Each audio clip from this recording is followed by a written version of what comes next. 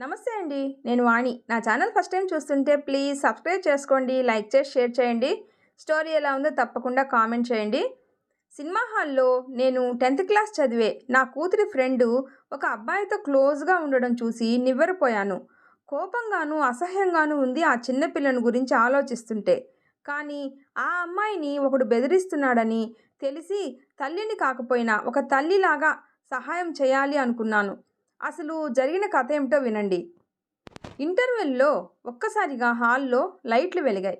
సీట్లో సరిగా సర్దుకొని కూర్చొని తెలుసున్నవారు ఎవరైనా వచ్చారేమోనని చుట్టూ కలయ చూశాను. ముందు సీట్లో అమ్మాయి, భుజం చుట్టూ చెయ్యి వేసిన అబ్బాయి ఉలిక్కిపడి లేచి తల వంచుకొని వేగంగా బయటికి వెళ్ళిపోయాడు. ఆ అమ్మాయి లేచి లేడీస్ టాయిలెట్ వైపు నడిచింది. ఆ అమ్మాయిని ఎక్కడో చూసినట్టుందే అనిపించింది. ఆ అమ్మాయి ఎప్పుడు తిరిగొస్తుందా అని ఎదురు చూస్తూ ఉన్నాను. వస్తూనే తన సీట్లో కూర్చోబోతూ యథాలాపంగా నా వైపు చూసింది. ఆనకొండను చూసినంతగా అదిరిపడిపోయింది. ఆంటీ మీరా అనబోయింది. నేను అంతకన్నా ఆశ్చర్యంలో ఉన్నాను. అంతలో ఆ అబ్బాయి వేగంగా వచ్చి ముఖం కనపడనీయకుండా ప్రయత్నిస్తూ ఆమె చేతుల్లో తనతో తెచ్చిన పొట్లాలు ఉంచడంతో ఆమె చటుక్కున సీట్లో కూర్చుండిపోయింది. మరో 2 నిమిషాల తర్వాత ఇప్పుడే వస్తాను అనేసి ఎగ్జిట్ వైపు ఆ అమ్మాయి వెళ్ళిపోవడం గమనించాను. మరో 10 నిమిషాల్లో ఆ అబ్బాయి కూడా వెళ్ళిపోయాడు. ఆ అమ్మాయి ఎవరో కాదు, 10వ తరగతి చదువుతున్న నా కూతురు మధురిమ ట్యూషన్ మేట్ గోవర్ధిని. మా వారు ఊరికి చివర తౌడు ఫ్యాక్టరీలో పనిచేస్తున్నారు. మాకు ఒక పాప, బాబు. పాప మధురిమ 10వ తరగతి చదువుతుంది. బాబు 7వ తరగతి చదువుతున్నాడు. ఆయన తెచ్చే గొర్రెతోక జీతంతో ఇల్లు పొదుపుగా గడుపుకొస్తూ వీలైనంత పాప, బాబుల పేర ఆదా చేస్తూ ఆయన భారీగా నా విధి సంతృప్తికరంగా నిర్వహిస్తున్నాను అనే నా నమ్మకం. ఆర్థిక స్తోమత అంతగా లేకపోవడం వల్ల పిల్లలిద్దరినీ మున్సిపల్ ఉన్నత పాఠశాలలో చదివిస్తున్నాను. 10వ తరగతి కావడం వల్ల మధురిమకు ప్రైవేట్ పెట్టించాను. అదే ట్యూషన్ సెంటర్లో గోవర్ధని కూడా చదువుతూ ఉంది.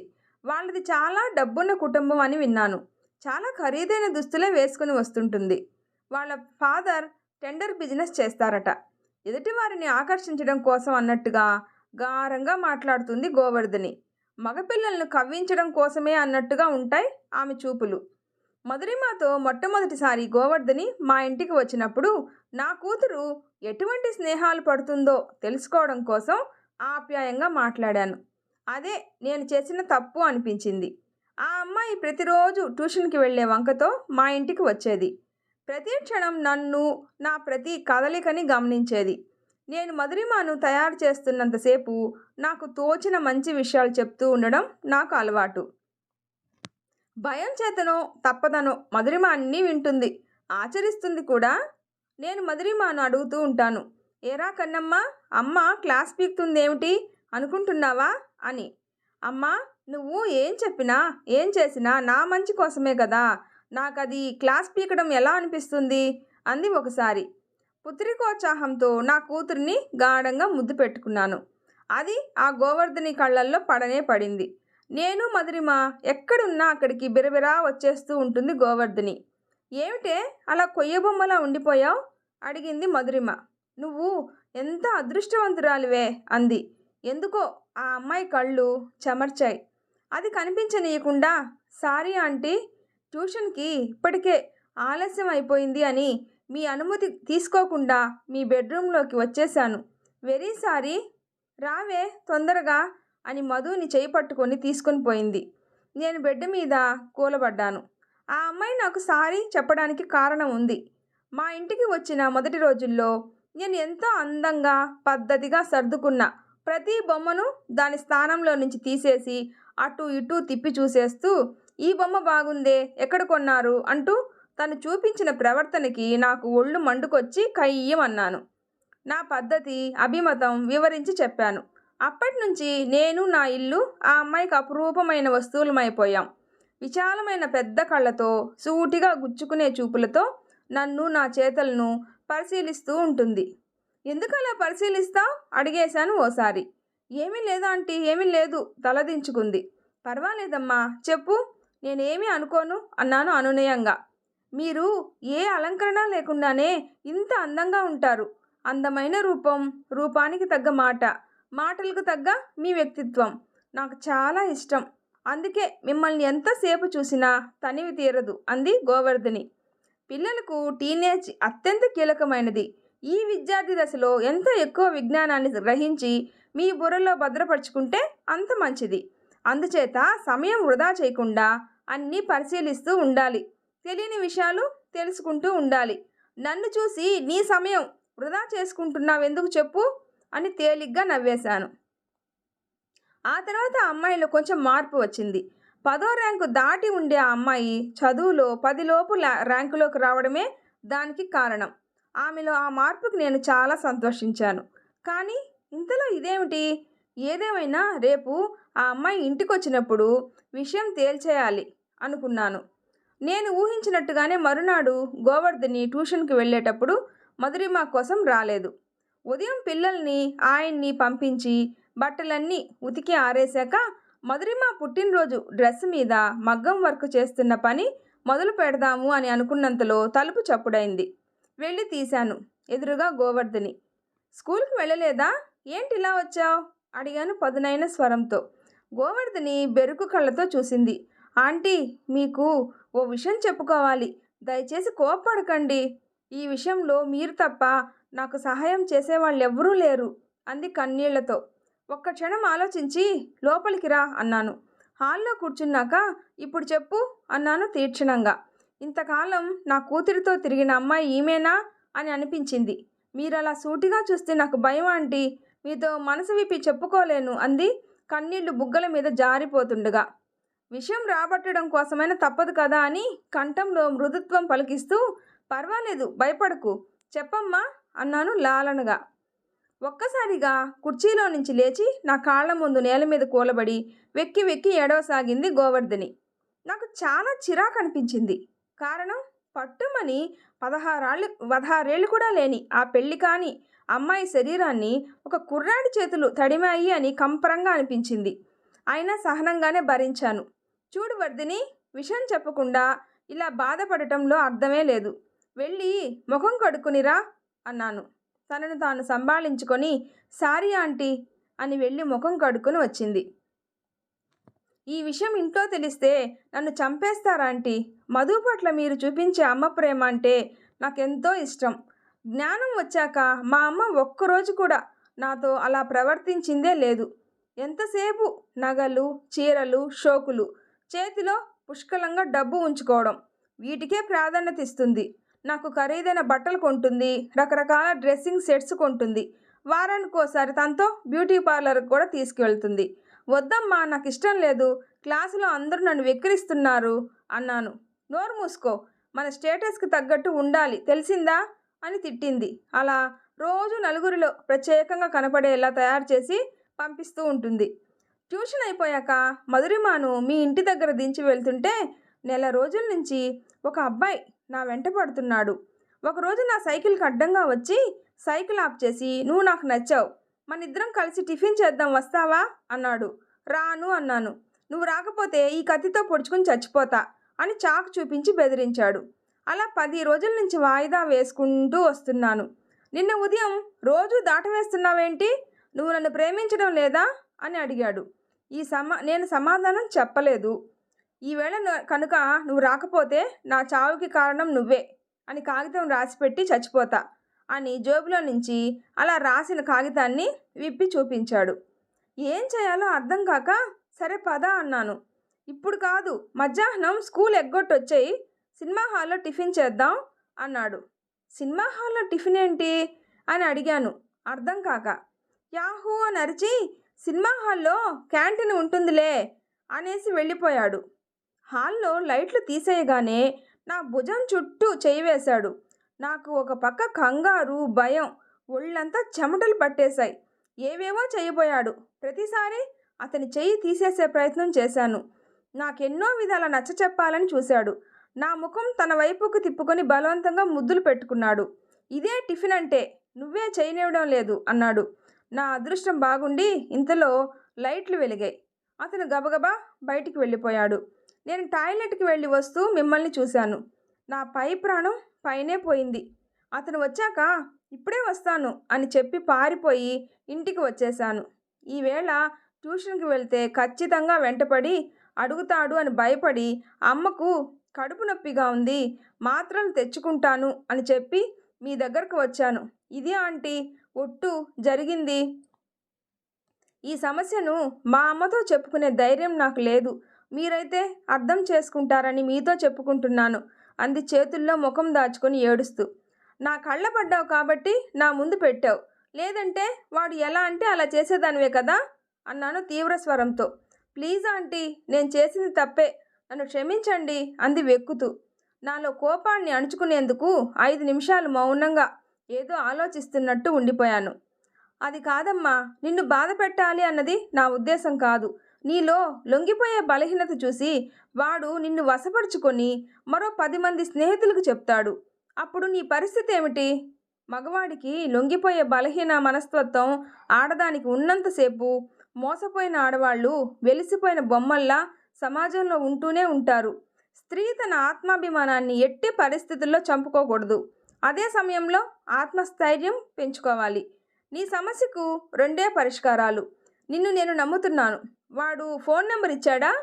చేతిలో ఉన్న నోట్సు ఆఖరి పేజీ తీసి చూపించింది గోవర్ధని. నీ వెనుక నేనుంటాను, నేను చెప్పినట్లు భయపడకుండా చేస్తావా అడిగాను భరోసా ఇస్తున్నట్లుగా. తప్పకుండా ఆంటీ, తడిసిన గవ్వలాంటి విశాలమైన కళ్ళతో తలూపింది గోవర్ధని. తలుపులు తాళం వేసి ఆమెను తీసుకొని తిన్నగా పబ్లిక్ టెలిఫోన్ బూత్కు వచ్చాను. దారిలో ఆ అమ్మాయిని తరిచి తరిచి అడిగిన మీదట అతను ఒక బంగారం షాపు ఓనర్ కొడుకు అని తెలిసింది. అతనితో ఏం మాట్లాడాలో, వాళ్ళు అన్నదానికి ఎలా రియాక్ట్ అవ్వాలో 2-3 రకాలుగా చెప్పి అతనికి ఫోన్ చేయించాను. ఏంటి డార్లింగ్, అలా మధ్యలో వదిలేసి వెళ్ళిపోతే ఎలా? నా చావు కళ్ళ చూడాలని ఉందా నీకు అన్నాడట. తెలిసిన ఆవిడ కనిపించారు. మా పేరెంట్స్కి చెప్తారని భయపడి ఇంటికి వచ్చేశాను. అది సరే కానీ మనం పెళ్ళెప్పుడు చేసుకుందాం? నువ్వు సరే అంటే ఇంట్లో నుంచి పారిపోయి వచ్చేస్తాను అని నేను చెప్పమన్నట్టే చెప్పింది గోవర్ధని. నీకు నగలేమైనా ఉన్నాయా? అవన్నీ మా డాడీ లాకర్లో ఉన్నాయి. మరి డబ్బు? నా ఫీజులన్నీ మా డాడీ స్వయంగా కడతారు. నా బట్టల విషయం అమ్మ చూసుకుంటుంది. అయినా బంగారం కొట్టు ఓనర్ గారు అబ్బాయివి. నువ్వు తలుచుకుంటే నాకు అవన్నీ అమర్చడం ఎంతసేపు? అయితే ఈ సాయంత్రం ఏదైనా లాడ్జీలో భోజనం చేద్దాం. నువ్వు నాకు నచ్చితే అప్పుడు ఆలోచిస్తా. మరి నా కోసం చచ్చిపోతానన్నావు. నువ్వు సాయంత్రం రాకపోతే ఆ పనే చేస్తా. నిజంగానా? సరే, నీ మాటలన్నీ రికార్డ్ చేశాను. పోలీస్ స్టేషన్కి వెళ్తున్నాను, అక్కడికి వచ్చేయి. దాంతో కాళ్ళబేరానికి దిగాడు. మళ్ళీ నా జోలికి వస్తే నువ్వు రానంటే నీ వెంట నేనెందుకు పడతాను? నువ్వు ఒప్పుకున్నావు కాబట్టి నేను అవకాశం తీసుకున్నాను. అర్థమైందా అన్నట్టు గోవర్ధని కేసు చూశాను. అంటే మళ్ళీ ఇంకో అమ్మాయి వెంట ఇలాగే పడతావన్నమాట. నీలాంటి వాళ్ళని ఊరికే వదలకూడదురా. నీ సెల్ నెంబరు, నీ మాటల రికార్డింగ్ కాపీ మీ నాన్నకు, పోలీసులకు పంపిస్తున్నాను. సిద్ధంగా ఉండు. మా అమ్మ మీద ఒట్టు, నేను మరో ఆడపిల్ల జోలికే వెళ్ళను ప్లీజ్. అయినా నువ్వు కావాలని డబ్బు కోసం నన్ను బెదిరిస్తున్నావేమో. నా మాటలన్నీ రికార్డ్ చేసావని నమ్మకం ఏంటి? అయినా ఈ బ్లాక్మెయిలింగ్ ఏంటి? వాడి పొగరు ఇంకా చావలేదు అనిపించింది నాకు. ఇక లాభం లేదనుకొని ఫోన్ నేను తీసుకున్నాను. 10 నిమిషాల్లో ఇక్కడికి వస్తే అన్ని సాక్ష్యాలు చూపిస్తాను. వచ్చావా సరే సరి, లేదా నిన్నేం చేయాలో నాకు తెలుసు అన్నాను. మధ్యలో నువ్వెవరు? ఇంతవరకు నువ్వు ఏడిపించావే వాళ్ళ అమ్మని. వాడు భయపడిపోయినట్టున్నాడు. సారీ ఆంటీ, ఇంకెప్పుడు అలా చేయను.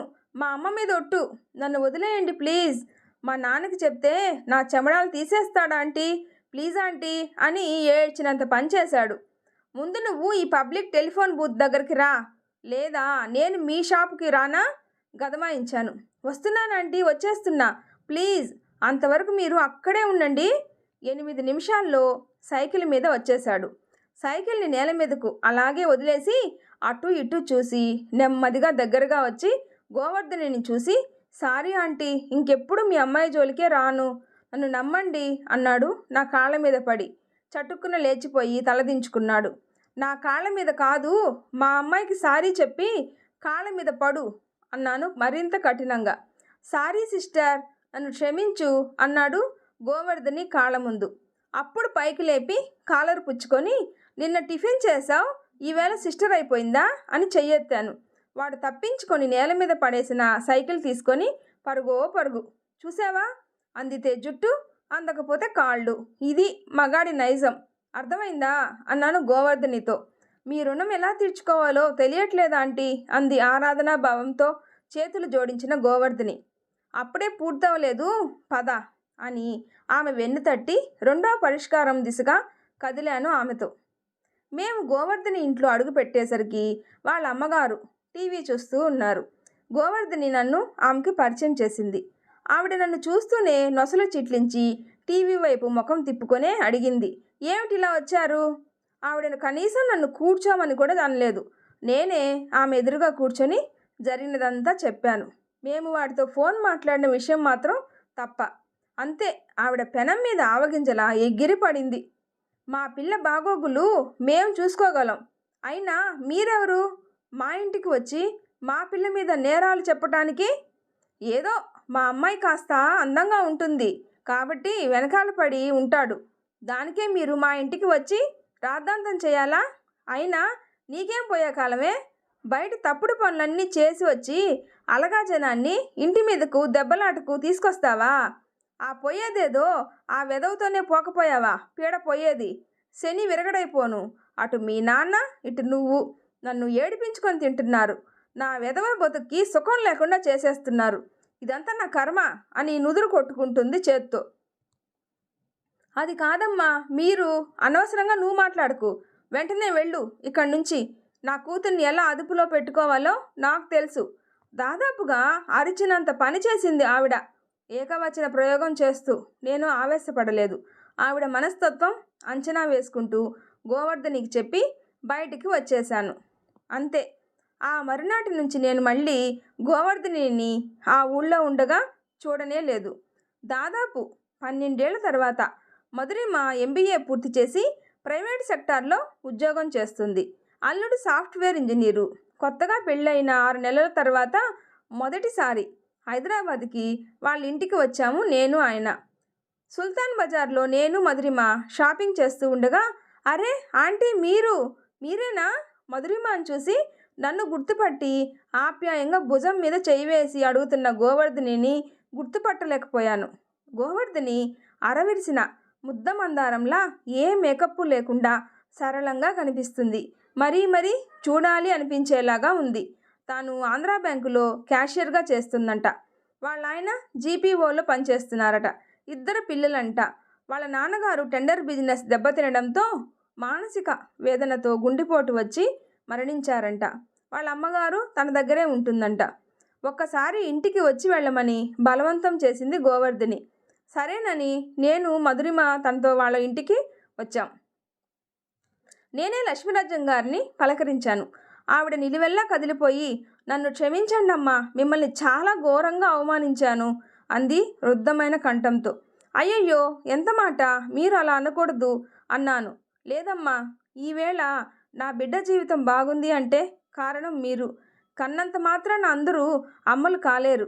కన్నబిడ్డ సమస్య తెలుసుకొని దానిని సకాలంలో గుర్తించి పరిష్కరించి కన్నబిడ్డకు బంగారు భవిష్యత్తు ఇవ్వగలిగిన అమ్మే నిజమైన అమ్మ.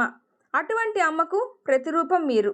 నా బిడ్డను మీ బిడ్డగా భావించి నా వరకు రాకుండానే నా బిడ్డ సమస్యను పరిష్కరించారు. దానికి మీరు నూరిపోసిన ఆత్మవిశ్వాసం వల్లనే అది చక్కని ఉద్యోగం సంపాదించుకొని చల్లగా కాపురం చేసుకుంటుంది. లేదంటే దాని బ్రతుకు నాశనం అయిపోయేది అందామె నా చేతులు పట్టుకుని కన్నీళ్లతో. మీరు అనవసరంగా బాధపడుతున్నారు. అవన్నీ మర్చిపోయి ఈ రోజు నుంచి మీకు 2 కూతుళ్ళు అనుకోండి. నేను 3 నెలల పాటు ఇక్కడే ఉంటాను. మీరు అప్పుడప్పుడు మా ఇంటికి వస్తూ ఉండండి.